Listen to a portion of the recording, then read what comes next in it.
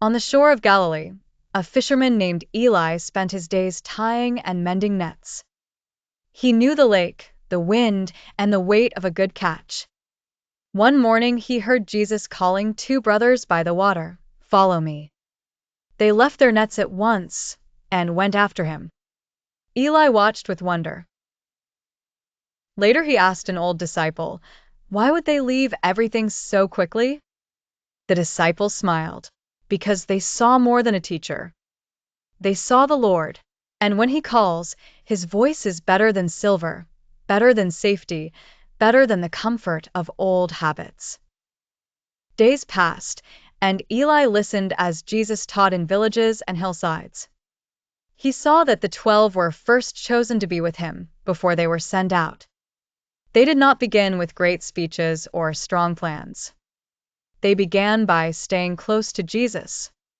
From him they learned his heart, his compassion, his truth, and his authority.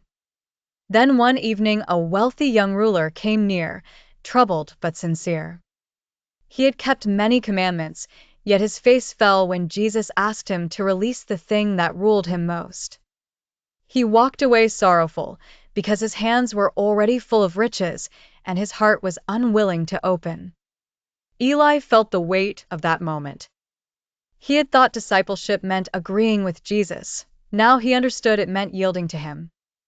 To follow Christ was not merely to admire his words, but to trust him enough to leave the net, the purse, the pride, and even the hidden idol tucked deep in the heart. So Eli went home, knelt beside his nets, and prayed. The next morning he gave his best catch to a widow in need, and then he began to serve among the followers of Jesus. He was not perfect, nor famous, nor powerful. But he had learned the joy of walking closely with the one who calls. Years later he would say, Jesus does not only call us to believe about him. He calls us to be with him, to deny ourselves, take up our cross, and follow. He sends those who first learn to listen. The lesson: true discipleship is not just knowing Jesus, but surrendering to him, staying close to him, and following wherever he leads.